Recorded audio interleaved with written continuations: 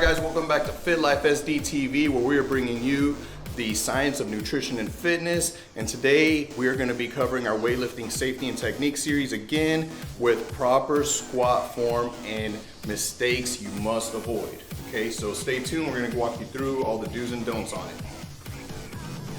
All right, so first thing we're going to address is we need to familiarize ourselves with a term called butt wink. It sounds funny, but it really does take place when people squat, and what that means is you get to a certain depth where it looks like your butt literally tucks up underneath your spine and it comes back up. Okay, that's something we need to avoid. And with squatting, a lot of times we have a question of what's the proper width of our feet, how low are we supposed to go? You got trainers that say you need to go all the way down to the grass and it doesn't count if you don't break parallel. Well, the truth is that that answer is different for everybody. And so with Kier, we're gonna demonstrate that even he has a certain level that he can squat at, and that's just what he has to accept. And as long as you do it with what's anatomically correct for you, you will not get hurt. But we're gonna go right into it, and we're gonna show you exactly what we're talking about. So Kier's gonna start off with just a regular squat the way you normally would.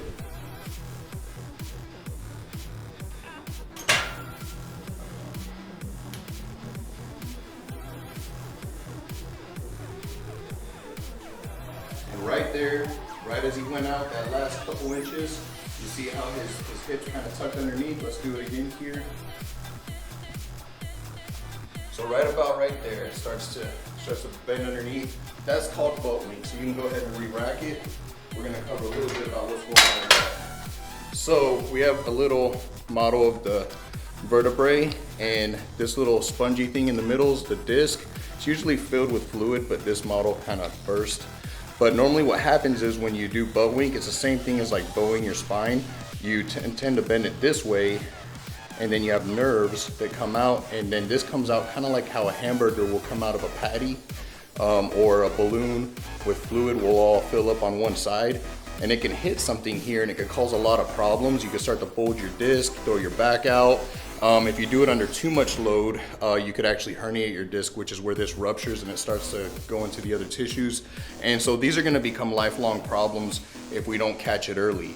So we don't wanna load the spine. If you see butt wink, that's actually a term called loading the spine, meaning that's happening when you do it with more weight, it's gonna cause even more problems.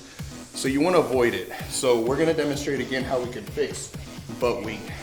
So we're gonna have him demonstrate. This time here, I want you to get a wider stance and then do another squat. See if we can get a little deeper without the same level of butt wink.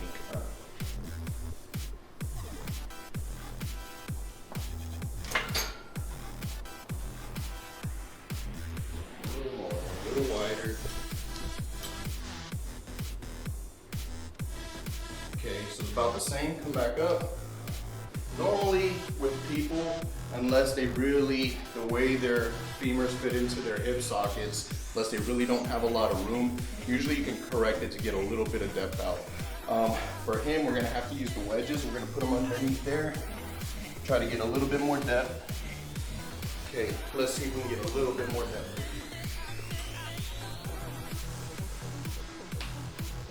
Okay, seems like a little better, but still a lot of butt wink, so you can go ahead and re-rack. So with someone like here, his proper way to squat, it doesn't seem like there's that much difference between going wide or going narrow. The wedges definitely would help with him, but he's just gonna have a shorter range of motion, maybe just a parallel, maybe a little bit below parallel, and then that's it. That's what's healthy for him. If someone is yelling at him, trying to tell him that he needs to go all the way down to the ground, they really don't know that they're doing damage to that person. So, couple things we gotta remember is that men and women, we are a little bit different anatomically in the way our hips are. Women tend to get a little bit less butt wink because they have a lot more room inside their hip socket. However, I have seen a lot of women that still get butt wink. Most of the time, like I said, if someone is narrow and they're getting butt wink, if you go wider, it kind of takes care of it. And sometimes if you give them a wedge, that'll give them a little bit more space. But sometimes you have people that just anatomically, that's all they can work with. So with proper squatting technique, the biggest thing that I could say is do not destroy your spine, do not load your spine, because that's gonna lead into problems that you're just gonna be dealing with for the rest of your life. So that's pretty much gonna conclude our episode for today. If you have any questions about what we covered, how to do proper technique, just send us a DM. Make sure to hit the like button and subscribe if you haven't already.